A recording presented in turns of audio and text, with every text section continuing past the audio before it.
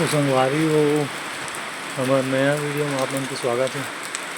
देख सकत हो पानी गिरत में ना हनुमान मंदिर भिलाई के देख सकत हो जगह ला वो देख पूरा संगवारी हो कैसे लेकिन पूरा सर तक भीग गए हैं। बाइक में आ हूँ और मैं ज़्यादा पानी नहीं गिरा तो ही घर से निकले रहे हूँ। उसके बाद रास्ता में ना पूरा पानी कम चालू हो गया।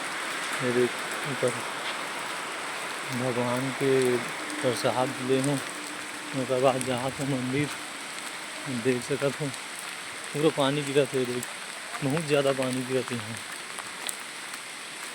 मैं सोचे हूँ पानी छोड़ दी मतलब ज़्यादा नहीं गिरत है, थोड़ा थोड़ा करके आगे बढ़ जाएंगे। पूरा भीग गए देख सकत हो बहुत ही ज़बरदस्त मंदिर है यहाँ। और सुबह सुबह लास्ट के दिन है मंगलवार है, आज बहुत अच्छा भीड़ रहते पूरा यहाँ भीड़ रहते पूरा। आज पानी गिरे तो कर से दिन पूरा भीड़ कम हो गया है। बहुत अच्छा मंदिर है, मस्त सुंदर जगह में एक नंबर। ज़्यादा भीड़ नहीं है। आज क्या है ना मंदिर में